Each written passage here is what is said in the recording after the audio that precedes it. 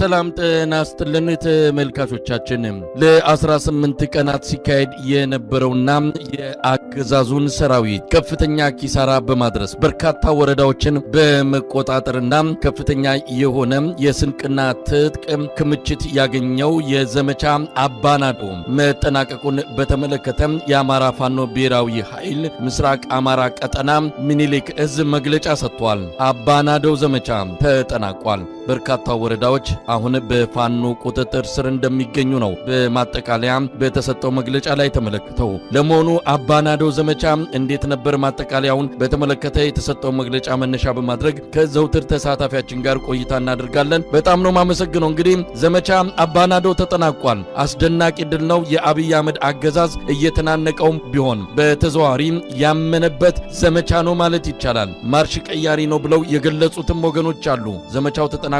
ለሚቀጥለው ከፍተኛ በሆነ መልኩ ዝግጅት እየተደረገ እንዳለ ነው የሰማነው። እስቲ ዘመቻው መጠናቀቅ በተመለከተ የተሰጠው መግለጫ ምን ይመስላል? መሳይ አመሰግናለሁ። ግን ከዛ በፊት ዘመቻው ተጠናቋል ሲባል የአገዛዙ ጦር የሚሆን የብልጽግና መንግስት በቃ ሰየው ረፍት አገኘው ብሎ እንዳያስብ እንደው በዚሁ አጋጣሚ ማሳሰብ ፈልጋለሁ። ምክንያቱም ያንድ የታቀደለት በአንድ አካባቢ የነበረውን የሰራዊት ክምችት መምታት፣ መበተንና ቦታዎችን ወታደራዊ ስትራቴጂክ ቦታዎችን መቆጣጠር የተተኳሽ እጥረታቸውንና አጠቃላይ የሎጂስቲክስ እጥረታቸውን ለመቅረፍ ያቀደና ያለመ እና ጥናት የተደረገበት ዘመቻ እንደሆነ ታውቆ ከዚህ ዘመቻ መጠናቀቅ በኋላ ሌሎች ትልልቅ ዘመቻዎች እንደሚደረጉ ለጠላትም ለወዳጅም እንደው ሊያውቀው ይገባል ለማለት ፈልጋለሁ። አንተም እንዳልከው ነው፣ ዘመቻ ነው። በታቀደ ጊዜና ገደብ ዓላማ ያለው ለተወሰነ ጊዜ የሚደረግ እንጂ ጦርነቱ አብቅቷል ወይ ጥቃት አይፈጸምም ማለት አይደለም። ይሄ በዘመቻ አባናደው ለተወሰነ ጊዜ ይካሄዳል። እንዲህ አይነት ዘመቻዎች የተለመዱ ናቸው።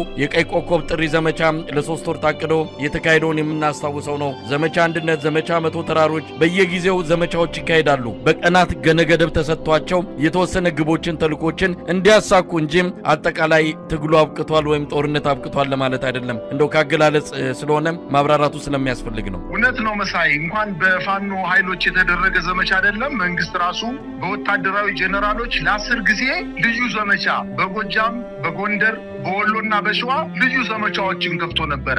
ለአንድ ወር የሚቆይ ከእንግዲህ በኋላ መከላከያው ይወጣል። ለአንድ ወር ዘመቻ ካደረግን በኋላ አጠቃላይ አመራሩንም ሰራዊቱንም ከመታን ትጥቃቸውን ካስፈታን በኋላ ሰራዊቱን ሌላ ግዳጅ ያለበትና ትልቅ ግዳጅ ወደ ሌላ ግዳጅ ስለሚሄድ አሁን ዘመቻ ብለው ለ10ኛ ተከታታይ ጊዜ ዘመቻዎችን በተለያየ ጊዜ በዚህ 2 ዓመት ውስጥ አድርገዋል። ከዛ በኋላ ዘመቻው ሲወድቅበት ለተወሰነ ጊዜ ረፍት ያደርግና እንደገና መልሶ ሌላ አዲስ ዘመቻ ይከፍታል። ሰራዊቱ ራሱ የመከላከያ ሰራዊቱ ወይም የብልጽግና ኃይል። የፋኖ ኃይሎች ደግሞ ይህን ነው ያደረጉት።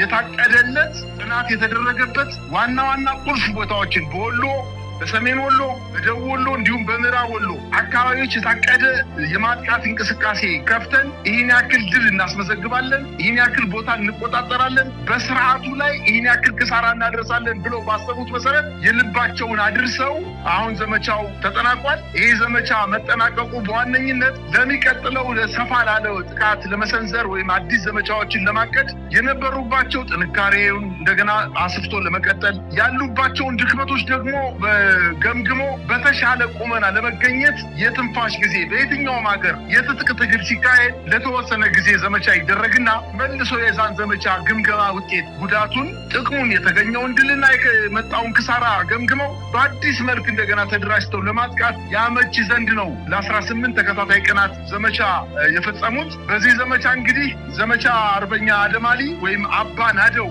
በድል መጠናቀቁን ማስታወቃቸውን ዛሬ ተናግረዋል። እንግዲህ የአማራ ፋኖ ብሔራዊ ኃይል ምስራቅ አማራ ሚኒሊክ እዝ መስከረም 14 2018 ዓ.ም የተጀመረውን ዘመቻ አርበኛ አደማሊ ወይም አባናደው በርካታ ወታደራዊና ፖለቲካዊ እንዲሁም በዲፕሎማሲያዊ ድሎች ታጅቦ መስከረም 30 ቀን 2018 ዓ.ም መጠናቀቁን አስታውቋል። ዘመቻው መስከረም 14 2018 ከጠዋቱ 12 ሰዓት በአምስቱም ኮሮች በተመሳሳይ ሰዓት ውጊያ በመክፈት ከተጀመረበት ቅጽበት አንስቶ የአማራ ፋኖ ብሔራዊ ኃይል ሚኒሊክ እዝ ምስራቅ አማራ ኮር 1፣ ምስራቅ አማራ ኮር 2፣ ላስታ ሳምነው ኮር፣ ልጅ ኢያሱ ኮር፣ ንጉስ ሚካኤል አሊ ኮር የእዙ ልዩ ዘመቻ መምሪያ እንዲሁም በአንዳንድ ቀጠናዎች በቅንጅት የአማራ ፋኖ ብሔራዊ ኃይል አካል የሆኑት ቴዎድሮስ እዝ፣ አሳምነው እዝ፣ በላይ ዘለቀ እዝና መላው የሰራዊቱ አባላት በየደረጃው የሚገኙ የኃይል አመራሮችና የእዙ ስራ አስፈጻሚዎች አመራሮች 24 ሰዓት ለሳምንታት የወሰደ ውጊያ በማድረግ እረፍት አልባ የውጊያ ተሳትፎችን እና አመራር በመስጠት የህልውና ትግሉን ታሪክ አዲስ ምዕራፍ ውስጥ ማስገባታቸውን ችለዋል። ዘመቻው ታቅዶ ወደ ተግባር ከተገባበት ጊዜ ጀምሮ የድርጅቱ የአማራ ፋኖ ብሔራዊ ኃይል ቀጠናዊ አመራሮች የሞራል ድጋፍ ከመስጠት ጀምሮ የዘመቻው አካል በመሆን የአገዛዙ ጦር እንቅስቃሴ በመገደብ አልፎም ባደረጓቸው የጋራ ውጊያዎች የአማራ ህዝብ የህልውና ትግል መሪ ድርጅት እንደተፈጠረ በተግባር አስመስክረናል በማለት ገልጸዋል። ለ18 ቀናት ያለ እረፍት በዘለቀው ዘመቻ አባናደው በርካታ የነፍስ ወከፍ የቡድንና ሜካናይዝ ጦር መሳሪያዎችን ከበርካታ ሺህ ተተኳሽ ጋር እንዲሁም ከ20 በላይ ወታደራዊ ትልልቅ ተሽከርካሪዎችን በምርኮ የተገኙበት ሲሆን የአብይ አህመድ 5 ክፍለ ጦሮችም የተበተኑበት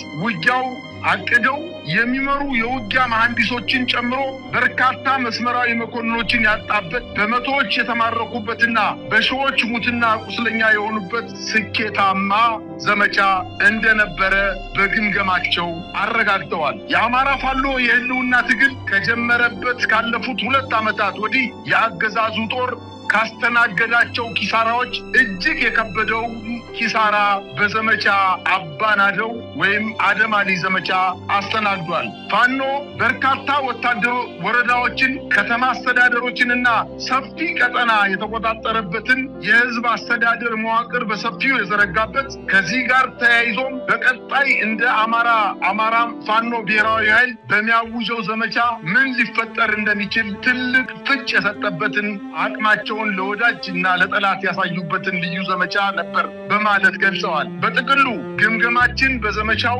የፋኖ የህልውና ትግል አዲስ የትግል ምዕራፍ የደረሰበት በመሆኑ በተመዘገበው ድል ሰራዊታቸውና ድርጅታችን ብቻ ሳይሆን የትግሉ ባለቤት የሆነው መላው የአማራ ህዝብና የአማራ ትግል ደጋፊዎች እንኳን ደስ አለን፣ እንኳን ደስ አላችሁ ለማለት እንወዳለን በማለት በተገኘው ከፍተኛ ድል ደስታቸውን አጋርተዋል። ከምንም በላይ የአማራ ፋኖ ትግል ዓላማ ዓለም አቀፍ የጦርነት ህጎችን እንደሚያከብርና በምርኮኛ አያያዝ ለዓለም አቀፍ ማህበረሰብ በማሳየት ትግላችን ራስን የመከላከል እንዲጠፋ የተፈረደበትን ህዝብ ህልውና የማዳን ተልዕኮ እንደሆነ በተግባር ማስመስከር ችለናል በማለት ገልጸዋል። ነፃ በወጡ ከተሞችና የወረዳ ማዕከላት ደማቅ አቀባበል ያደረገልን ህዝባችን በተሳትፎም የትግሉ ባለቤትነቱን ዳግም አስመስክሯል በማለት ገልጸዋል። የዓለም አቀፍ የሰብአዊነት ህግ ወይም ኢንተርናሽናል ሁማኒቴሪያን ሎው በሚደነግገው መሰረት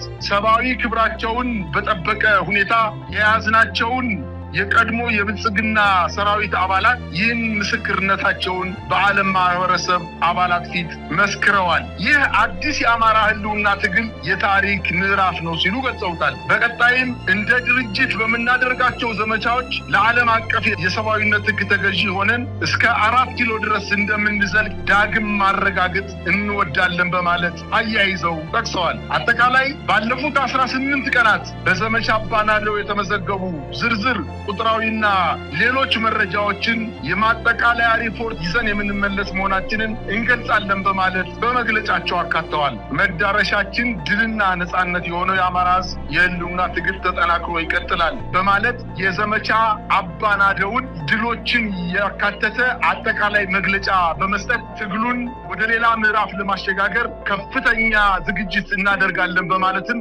አያይዘው የጠቀሱ መሆናቸውን ገልጸዋል። ዘመቻ አባናደው መጠናቀቅን አስመልክቶ የአማራ ፋኖ ብሔራዊ ኃይል ምስራቅ አማራ ቀጠና ሚኒሊክ እዝ የሰጠው መግለጫ ነው። የ18 ቀናቱ ዘመቻ በድል ተጠናቋል ነው። እንግዲህ ይህን በተመለከተ የራሳችንም ምልከታ ማስቀመጥ ያለብን ይመስለናል። ይሄ ዘመቻ አባናደው የተለየ ተደርጎ ሊጠቀስ የሚገባ ብዙ ነገሮችን የቀየረ ምናልባትም አገዛዙ መንደር ተዘናግተው ያሉ ካሉ በአብይ አህመድ ፕሮፓጋንዳ መሬት ባልያዘ ሐሰተኛ መረጃዎች ተደናግረው ያሉ ሰዎችም ካሉ ከድብታ ውስጥ እንዲወጡ ያደረጋቸው ዘመቻ ነው ማለት እንችላለን። የአብይ አህመድ አገዛዝ እድሜ እንደሌለው ትንሽ ገፋ የሚያደርገው ኃይል ከተጨመረበት ሊወገድ የሚችል እንደሆነ ከምንም በላይ ማረጋገጫ የሰጠ ዘመቻ ነው ማለት እንችላለን። በብዙ መልኩ ሊገለጽ ይችላል። ከወታደራዊ ድልና ቦታን ከመቆጣጠር አንጻር በርካታ ቦታዎችን የተቆጣጠሩት የሰሜንና ደቡብ ወሎን አብዛኞቹን ቁልፍ ቦታዎችን አሁንም ድረስ በቁጥጥር ስር ይዘው ይገኛሉ።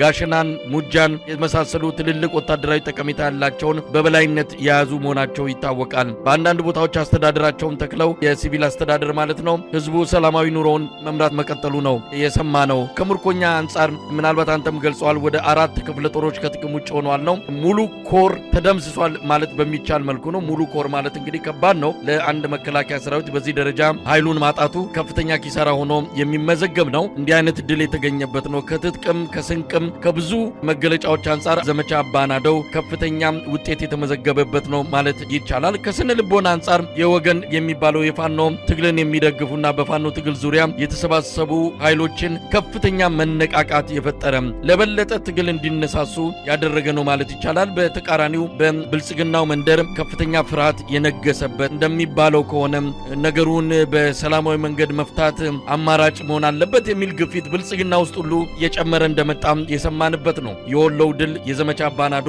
በርካታ ነገሮችን አስመዝግቧል። ከዲፕሎማሲም አንጻር የአብይ አህመድ አገዛዝ ለመጀመሪያ ጊዜ በመንግስታቱ ድርጅት በጻፈው ደብዳቤ ላይ በተዘዋዋሪ ቢሆንም ፋኖን እንደ ተላላኪ አድርጎ ያስቀመጠበት ቢሆንም እንኳን ከፍተኛ ዲፕሎማሲያዊ ድል ለፋኖ ተመዝግቧል ማለት የምንችልበት ነው። ዓለም አቀፍ ጆሮ ያገኘበት በተለያየ መልኩ የፋኖን ትግል አይናቸውን ከፍተው እንዲመለከቱ ያደረገም የዓለም አቀፉ ቀይ መስቀል ኮሚቴም ጭምር በዚህ